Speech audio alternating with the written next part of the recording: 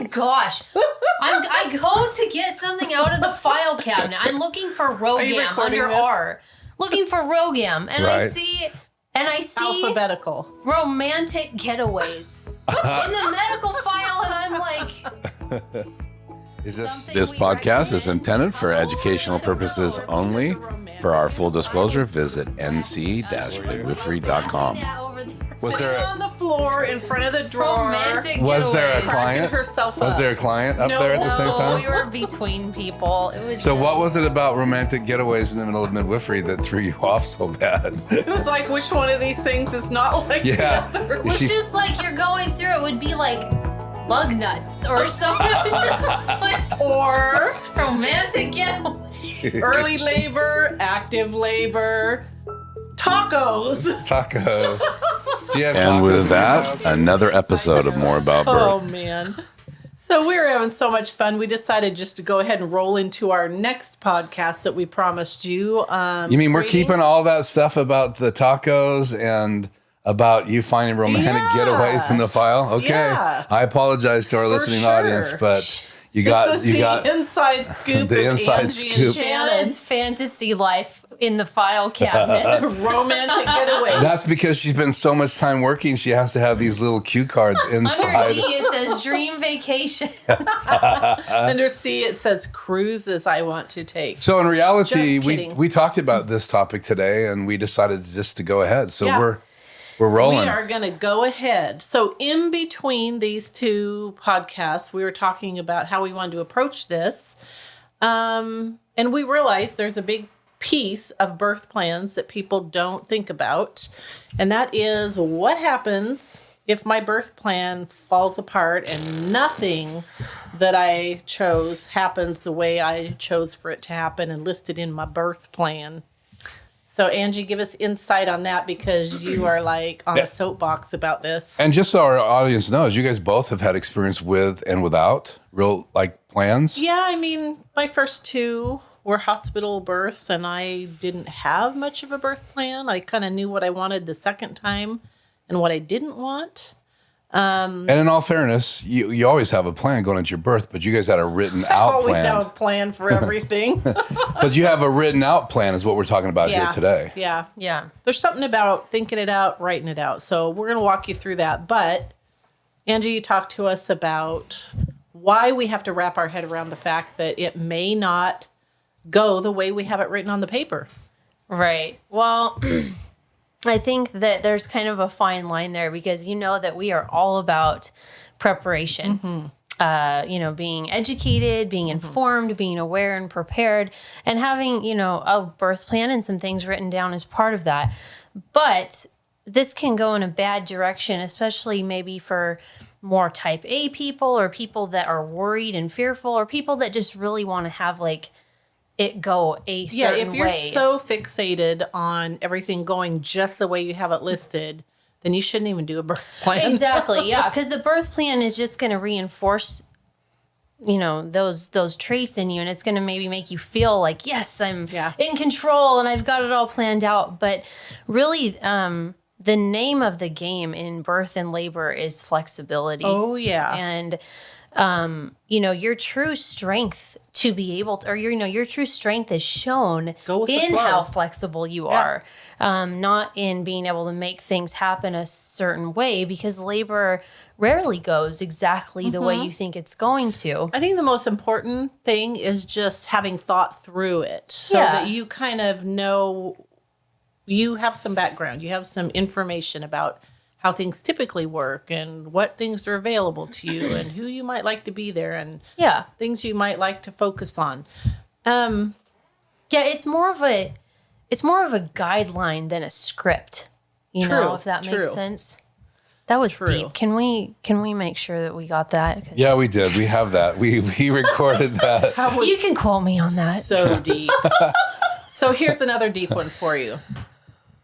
A birth plan can be just something you can go online and get a template for a basic birth plan, an in-depth birth plan, do-it-yourself birth plan, or you can go freestyle. Now, me, I'm more of a give me a question, let me answer it. That's my style. So If you go to the link at the bottom of the page, there is My Style right here. Whoop whoop. Is a free labor and birth plan. Just kind of prompts you with questions and gives you ideas to think about. But there are some really good things online too, so research it. Yes. I think the first thing we need to think about in our birth plan, and you guys might want to just, get out a pen and paper and take notes, and you can make a formal birth plan or guideline later. Mm-hmm. We're just going to bring up some ideas for you to think about. So where are we going to have this baby? Are we doing a hospital birth? In the car, obviously. Are we doing a birth center birth? Are we doing a home birth? Are we doing a freestyle birth? What are we doing? And we talked about earlier, you could even have, if you wanted to, you could have your baby on an airplane. Fly into mama's we wanna house. do a Why hot not? tub about a hot tub? A hot tub? There you goes gotta our edit that fantasy No, life no. again. We're leaving that in. So, guys, this is a live blooper here. No, listen, I have hot tub on the brain. I know. We want to do a hot tub. We already decided that Stop it. the only picture we could use was like bobbing heads. That's all you guys will let me have. Angie won't And let us I see thought the body. I was loopy. Oh my goodness. Anyway, so we Oh want to my do a what kind of gosh. podcast? A hot tub? Freudian slip. Stop! I can't think. Want to do an airplane birth podcast? Now, there, why- I said it. Now, why would we want to do an airplane birth because podcast? I have this fantasy of delivering a baby on an airplane. It's in the file. It's in You the- need to get your feet back on solid ground, girl. It's getting hot in here. Is it just me? Ground. No, you got me totally off track. Okay. Okay, I did. I So said that where you could have your are baby on an airplane. You having your baby. I mean, people have had their baby outside the birth center in the car. I've actually seen babies born in hot tubs too, so Yep, that's in an the option. Okay. ocean with the dolphins. I mean, Yeah. first decide where you're having this baby, and then you want to research everything that's going to be available to you in that environment. So, No NICUs in the ocean, just so you know. there's no neonatal intensive care in the ocean with the dolphins. 5 or 80 in here. Okay, we're going to start with birth center birth. But you can't wave yourself during the podcast. It looks ridiculous. But I'm so You hot. Are leading this charge, so you All start. right, I'm starting with I get to hospital pipe births. in. Angie says just don't have one. I say Just that don't if do you're most comfortable in the hospital, that's where you should have your baby. So, Amen. if you're having your baby in the hospital or a birth center, so you want to do your research and you want to know what's available to you there. So some things that might be available would be like equipment. Do they have a fan that plugs in if you get hot? Do they have something to play music on if you don't have your phone with you? Do they have birth balls? Do they have peanut balls?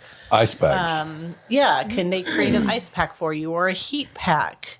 Will you be able to eat and drink during labor?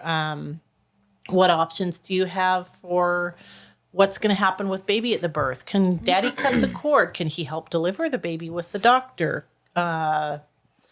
Does your baby stay with you? What if your baby has to go to the nursery? Can daddy go with the baby? There's a billion things to think about. So that would be some research you would want to do. What about vitamin K eye ointment and Hep B shots at the hospital? What kind of monitoring do they offer? Do they have a cordless monitor that you can walk around and be active with? Or do you need to be in bed with the monitor? Can you sit on the birth ball with the monitor? So in reality, if you go to a hospital, and some people are listening have already had hospital births and wouldn't even think about having a home birth. Yeah. But there's lots of things that they're going to need to find out. So if they Right. have these wants, What? then they're going to have these conversations with Yeah, their you're going doctor to or do their research. physician. You're going to talk to some of the OB nurses and the doctors and the charge nurse at the hospital and just have a list of questions and maybe call and ask them when would be a good time to talk to you about these things. During our present time, they're not doing hospital tours like they used to, but when things are normal again and you can tour the hospital, it's a good time to ask those questions. Be familiar with your surroundings. Find out what's an option for pain relief. What is an option for like bathing baby afterwards? Can you bathe your own baby? Do they automatically do it? Can you defer that? Can baby be skin to skin immediately? Can they do the newborn exam on your chest, or do they need to take baby to the warmer? Just find out all these things and make yourself a list. So obviously you have options for birth plans they can fill out. Is there a place they can go to get all these questions? Like these are you're rattling these off. You can go online, and there's many, many different places that have all these questions listed out for you. Yep. So for first-time moms that would even think to ask You just some of these research questions. online. Pinterest is a great place to go, or just in general, like babycenter.com even has a great list. Join a Facebook group or something like that does. Yeah, if you're part of a mom's group on Facebook, ask them, what are some things I should think about, decisions I should make? And I don't know if you're going to touch on this, but my biggest tip for the hospital, guys, is if there's something that you really for sure want or do not want to happen, don't leave it up to chance. Because, likely in the moment, first of all, mom's going to be out of it. Yeah. You can't trust that you yourself in the moment are going to remember to say to the birth team, oh, don't do vitamin K or don't do X, Y, or Z. And then the other thing, so write it down. Someone. Write it down. And if you or dad are not the personality type that's going to be very assertive in those moments, have a doula or have somebody that's there just to take care of you and make sure that what you want to happen happens. Yes. And that touches on something that, I think back now, Shannon, to our children being born. And, I think there's a lot of things that you wanted, that you felt strongly about, but I don't know that I remember a lot of those details. So sharing it with I may not have even your spouse told you. or your significant other person that's going to be at the birth, or your doula. Be a designated advocate. Because Angie, when we were off camera, you were talking about your stories, and it sounds like at one point you had everybody there knew what you wanted, and you had more of what you wanted there. Yeah. Because your support group knew that. I don't know that I had. I mean, you say I was such a great support person, but I can't think in my head right now a big list of what you wanted. Oh, you're just old and forgetful. Okay. You just don't remember. Okay. Oh, man. There are a lot of things, though, that you can do ahead of time, that you can prepare ahead of time. And really and truly, flexibility is key. You may have decided all these things. Things don't go the way you want. And we were laughing because it's our moms that have like this 3-page birth plan, like, Dad, when labor starts, take out the garbage, take the dog to grandma's, call so-and-so to pick up the kids. And those are going to be type A list people. Cheese and cracker platter, all these things. And then they're the ones who you get there and the baby's out 20 minutes later. And they didn't even have time to listen to 2 songs on their playlist before the baby was born. Or be flexible because they may not want any of that stuff when they're in the throes of... And that's the other thing. You may think you want this foot massage during labor, or you want a back massage, and you decide you do not want to be touched. Yeah. So let's talk just real quickly about the people that are, low structure. They don't like lists and all that stuff. How important is for them still to have this conversation and talk through these things and maybe write it down? I think you still need to go through that, just in your mind, just thinking about what you may and may not want. Yeah, and I think my story is a good example of that because I'm not really a list person so much. And I'm totally a list person. And I don't think I had anything written down for my first birth, and they were all very satisfying, wonderful births. But I wrote maybe a few things down with my second birth, but they got better as I went along. And by the third birth, I could look back and remember things that I wanted that didn't happen just because they were details that, sorry, laughing too much. Oh my goodness. And so I wrote more specifics down for other people. Like, I want these candles lit and I want this music playing and whatever. And so I think my third birth was probably the most satisfying just because I had honed it more and I knew. You did some things ahead of time too. Like, you had Johnny build you that great squat rope thing from the ceiling and had that planned, and you knew what you were going to wear in the birth pool. We got to film that sometime, that apparatus. Yeah, that'd be fun. Awesome. So the moral of the story continues to be on this podcast is that you got to be, the more prepared you can be, even if it's your first birth or second birth. You're saying that by your third, feel like you had a a better experience for you. Not Yeah, just, and it wasn't any too. major thing. I mean, they were all wonderful, but it was just kind of more the icing on the cake. Like, right. and the thing about that too is even if you're not a list person, once you get into labor, it's just so hard to verbalize what you want. Like in my second You're in labor land.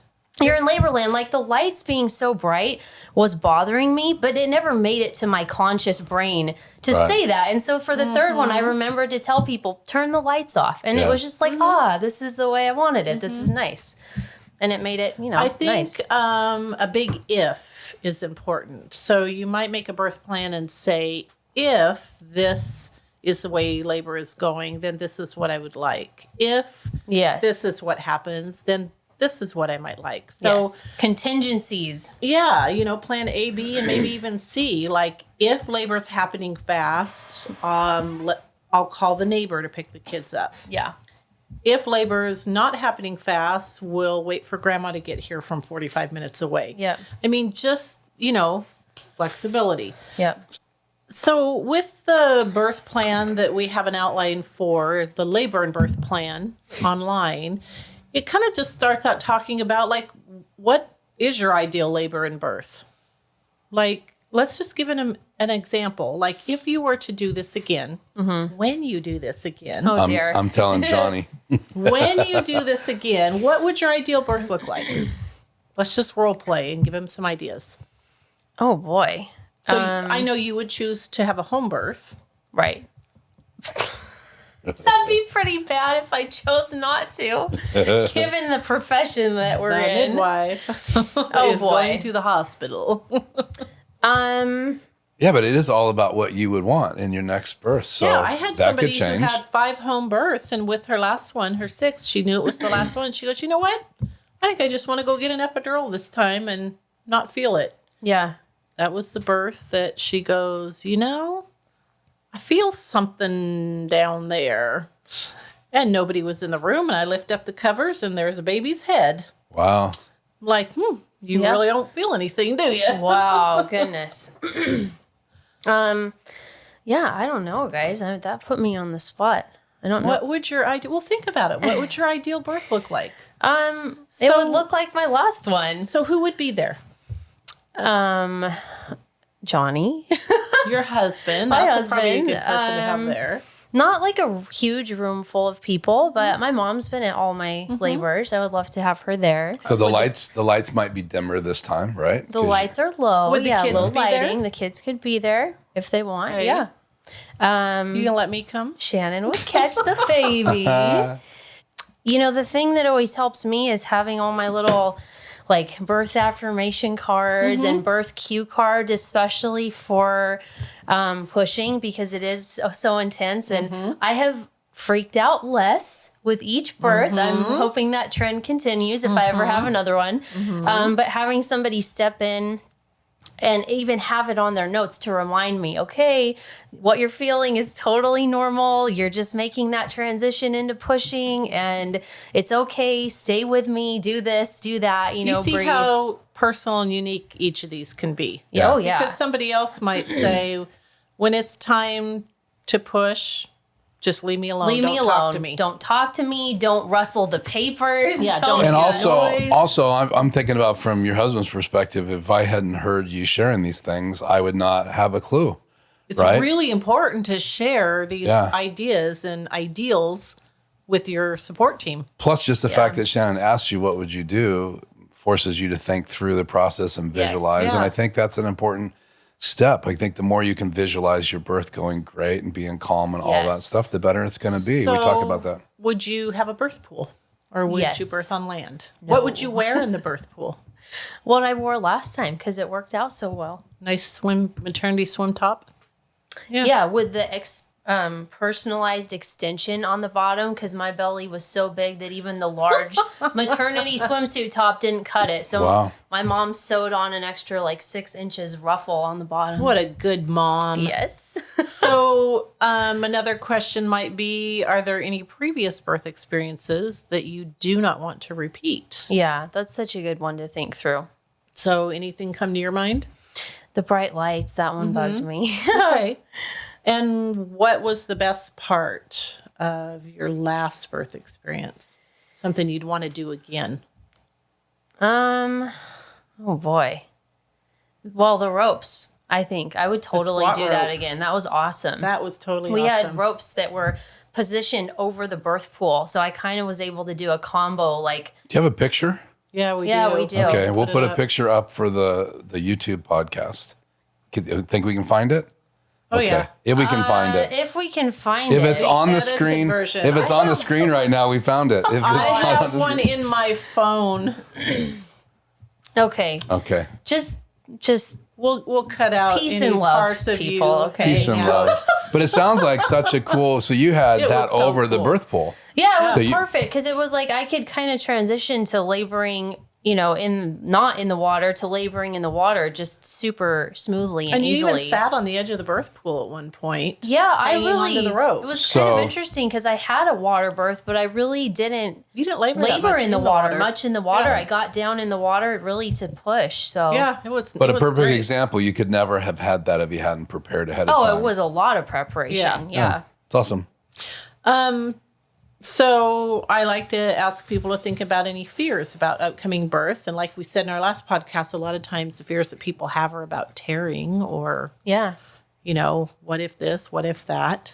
Yeah. So those are things to think through. And then in this particular birth plan outline, we have lists of ideas for you, just prompts. So for instance, in a painful situation, how do you comfort yourself? Even if, you're planning a medicated birth, there's still that point up until you get that epidural or that, medication that you need to. Yes. And sometimes Or- it goes fast and Yeah. You don't even Sometimes get you it. don't get the epidural, or sometimes they don't work. so you so need be to have prepared. a plan. Yeah. So we've got a list here. So Angie, how would you comfort yourself if you weren't feeling well or you're in pain? Do you like to distract yourself? No, I tend to go inward more and get quiet. And Do you like people to be around you? Yeah, I like people to be calm and around me, not making them Okay. being So distracting. you kind but- of like to stay quiet and do relaxing things. Yeah. Do you tend to make noise when you're in labor? Yeah, I do. Yeah. How about Would you like an example?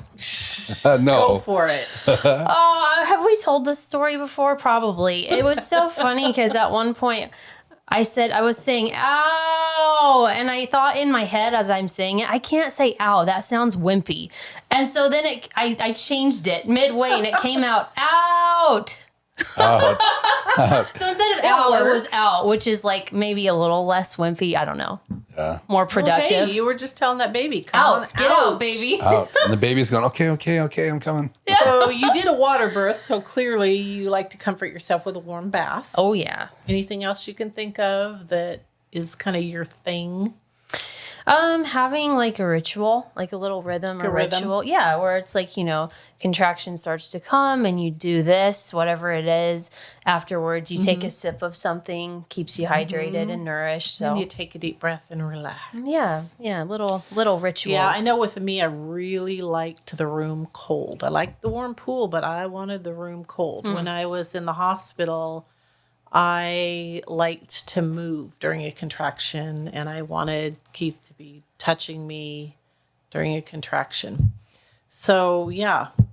When you're feeling out of control or you're getting anxious about something, these are some ways you can calm yourself. Does deep breathing work for you? Yeah, it helps.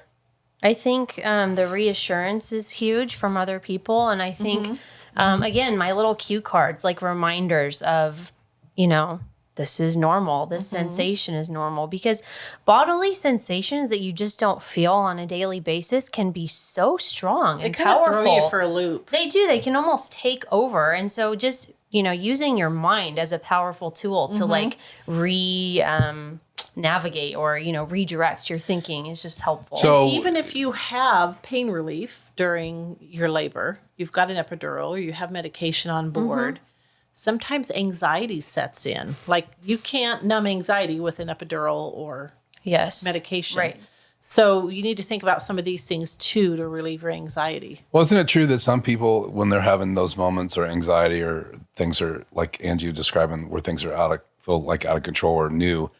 Some people just need encouragement. It's normal, rather than a bunch of Right. questions about what do you want, what can I do for you, And that could add more so anxiety. annoying yes. to me. With my last labor, the assistant kept saying, "Do you want me to take your glasses? Do you want a cold washcloth? Do you do?" And I was like, "Quit asking me." Yeah. So having You're someone interrupting yeah, my so having rhythm. someone there that knows exactly how to coach you at that moment is going to be crucial. Well, and Yeah. you know, just do it. Just put a cold washcloth on Mama's head, and if she doesn't want it, she'll push it away. right.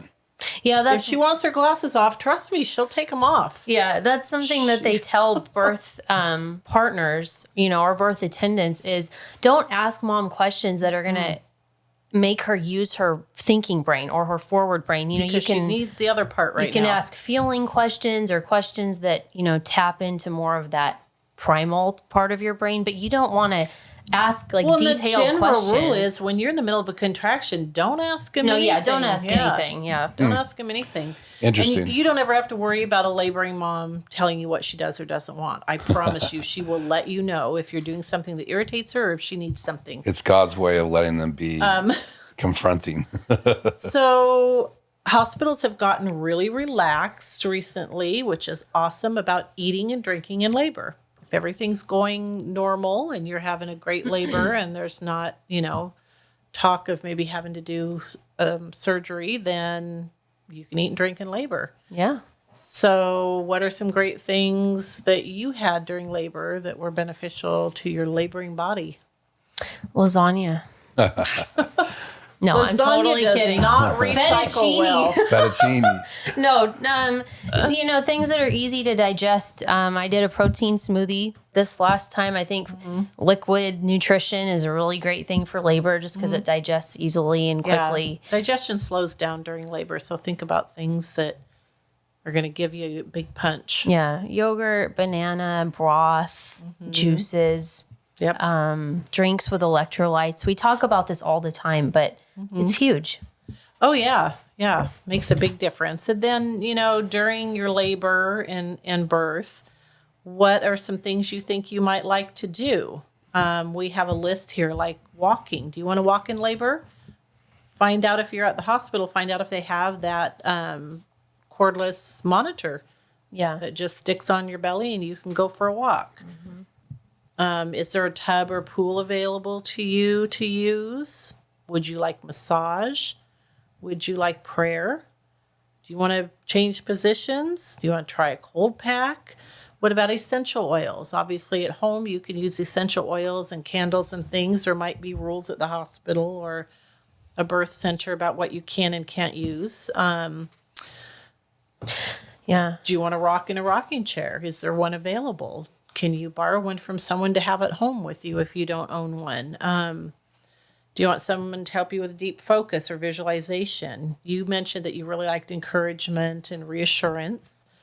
One of the things I remember from our first ever experience was having a picture on the wall that you could focus on. A Focal point. A focal point. I just remember that, I shared in the last podcast that I can't remember. Or maybe it was this podcast that's old age showing. It was this podcast. It was this podcast. Sorry, guys. But in reality, for me, sometimes that's something that helps me just to, you focus on it, especially Yeah, if it's it's like just your brain Yeah. hones in on one thing and Right. tunes out the other. Like when you have a headache and you watch a show or something and then commercial comes and you're not tuned in and you're like, oh man, my Yeah. head. Yeah. There are things you can try like acupressure, the Rebozo, counter pressure for comfort, getting in the shower, distraction, playing music, aromatherapy, heat packs, having a doula, doing cupping, having a chiropractor visit you during your early labor. So all kinds of things to think about. Actually, kind of interesting, but with my first labor, I was having a ton of tailbone pain, which they hadn't seen a lot of. Like you see more back pain, but it was just like this low when the baby wasn't even down there yet. And so there was just this, like the whole labor, like this ton of tailbone pain. And finally, at one point when I was getting close to pushing, they called a chiropractor, which was amazing. I had never seen this person. and they came on site to my labor, and she's adjusting me in the birth pool in between contractions. That's awesome. Which is amazing, you know. So having resources like that, even having somebody like that that's on call, that's willing to come, I think it made a huge difference in the progression of the labor from that point. That's awesome. So that's cool. Awesome. Yeah, there's a lot of things you just don't think about, and obviously we don't have time to hit them all, but go on Pinterest and go online, and there's just extensive lists of things and prompts to help you think about what you might or might not like. And like we said before, I want to remind you, have your plan, your perfect plan, and then have a what if. If this isn't going this way, then what? If this isn't panning out, then what? Yeah. And know yourself too. If you're the type of person that wants to really control things, maybe be a little more lenient with your birth plan. If you're a person More who general. isn't more prepared and is maybe more like freestyle, make yourself write some things down, you know, like kind of pull it in the other direction. Yeah. I know. I really think it's funny because the mamas that have had these just, 3-4 page birth plans are the ones that have these fast, slick births and they don't get to do anything on their plan. And then, we've had moms who have an idea of what they want. And maybe before labor even starts, we have to transfer to the hospital from a home birth. Yeah. And I just tell them, hey, our goal is to have a healthy baby. Yep. And a healthy mama, and we're just going to enjoy this ride, and we're going to go with the flow. Yeah. And make it as beautiful as possible. Yeah. We're just going to do everything we can do to make it a good And experience. I think it's important for those people that that are listening that that they're going to go to a hospital to have a baby to know that that's okay. We want them to have the best birth possible, but at the same time, as someone's thinking about doing a home birth and wondering, well, what happens if it doesn't go perfect? To be assured that there are births that you've done that have had to be transported because that was the safest way to have healthy baby and healthy mama.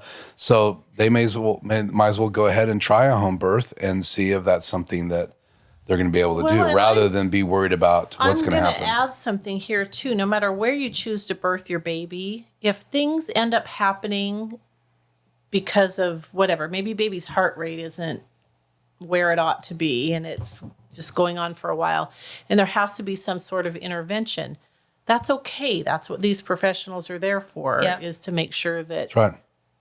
there's what you need. Yep. So that's why we transport at home. And that's why if you're at the birth center, they have certain things in place. And that's why at the hospital, they have certain rules and regulations. And I know a lot of the providers at the hospital it's kind of the joke. It's like, oh no, here comes somebody with a birth plan, Oh, and it's 3 pages long and they're really wanting to accommodate you. You got to cut them a little bit of slack because there are certain things that have to happen just because that's how their operation works. Right. But they will do everything they can to accommodate you. Well, and I think some of the things that I've learned just listening to you about this is that the communication, as well as some of these items like Angie shared with the rope, you wouldn't have them in place. They wouldn't even be near if you hadn't talked about them ahead of time. Okay, so you don't use half of them or any of them, but that tool is there. But it's there if you want to. Yeah. do it. And that's a good point, because what I wanted to say earlier when you were talking about like different scenarios or different ways that labor plays out, there's also the one that mom's had 3 births before that just went bam, bam, bam. She's got nothing prepared because her births are slick as butter. Yeah, and then all of a sudden we have a 14-hour labor and there's nothing prepared. There's no, snacks. There aren't any plans of like labor massage activities. tools, Yeah. There's just nothing ready. And then you're like, what do we do for 14 hours? So be having prepared. the things, even if you don't end up using them. Yeah. So another big question you need to think about is, how can your support team help you? How can your partner help you? Your doula, your midwife, your doctor, the nurses, how can they help you? What is it you need from them that is within their power to do? Right. And, you can write down, remind me this, remind me that. I really need encouraged. Or when it's time to push, can I try pushing on my hands and knees? Whatever it is, you have to inform them. And so you want to make sure you have the right team around you. Well, and, the old saying that a little bit of honey goes a lot farther than vinegar. So anytime that you have special requests for your birth, rather than come at it with this list and say, here's my birth list. I don't want this and I don't want that and I don't want this and don't you ask me about this and don't try in this or that. Come at it with a little bit of honey and say, I have these ideas that I would really like to implement if it's possible. Do you think you could help me with these Awesome. or let me know? So it's about the delivery too. That's going to go. Spoonful of sugar Helps makes the the medicine go down. Wow, 2 songs in one podcast. know, That's like it's a special record. It's a special record. So can you think of anything else that we Yes. need to let them know? Yeah, the thing I wanted to say was I love this quote from the book Birthing from Within. And she says that worry is the work of labor. So she's talking about prenatally, working through your fears and your worries, because I think sometimes we have the tendency to like, if we push away our worries and not focus on them, then they'll just disappear. Or You like, stuff them. yeah, or it's like if I feed this thing, maybe it will grow. But actually, she finds just the opposite, that what it's the people that actually look their worries square in the face and talk through them and maybe make contingency plans for those things happening that actually do better. If I'm at the birth center and baby's not happy and we have to transfer, I'm worried about that. Yeah. So think it through and have a contingency plan. Yeah, think it through. Think about all the ways that, first of all, that you can prevent that from happening. Do the work. Do Right. the hard work ahead of time of making those plans. And then at the end of it, yeah, have the contingency plan. If this happens with this thing that I don't want to happen, Right. how will I respond in the moment? But, you know, a lot of times your worries will actually lead you down the paths of preparation that will actually avoid Right. those scenarios altogether because you prepared. So So what you're saying is that there's a right way and a wrong way to respond to worry. And I think Yeah. it does. It Yeah. does. Worry typically helps you be better prepared. yeah. So being prepared doesn't necessarily mean having a list and everything's laid out, but it No. means that you have worked through scenarios, you've worked through worries, you've worked through ideas. yeah, you've prepared. You've prepared. Yeah, and that doesn't. So That's so much more than just writing a list on paper Right. and saying it's going to Right. go this way. No, this is like body work, nutrition work, heart work, mind work. This is stuff that happens off paper yes. that actually goes into making the plan happen the way So you'd it like would it be to. true to say that a labor and birth plan isn't necessarily a piece of paper with words on it. Yeah, exactly. It can be, but that's usually probably when it's not going to be that helpful to you. This should, like we said, this should just be a guideline, and Right. all the work has to happen Maybe off we the should paper. change the name of it instead of a labor and birth plan, a labor and birth guideline. Yeah, or it's like this is my Yeah. outline for what I need to do the rest of the pregnancy to have the birth I want to have. Yeah. Good advice. Awesome. So don't forget, you can go to the website below and get a copy of this particular outline with prompts to help you think about things that you might or might not want. And then go online to other websites and just check out all their great lists. Yeah. So good luck with that, guys. Yeah, happy preparing. And we will see you next time. All right, bye. Gore. Thanks for joining us for another episode of More About Birth. Please visit nc-midwifery.com and subscribe to our email list, and you'll receive a free link to a downloadable birth plan. Thanks for joining us. Please subscribe and visit us on our podcast page. Until next time.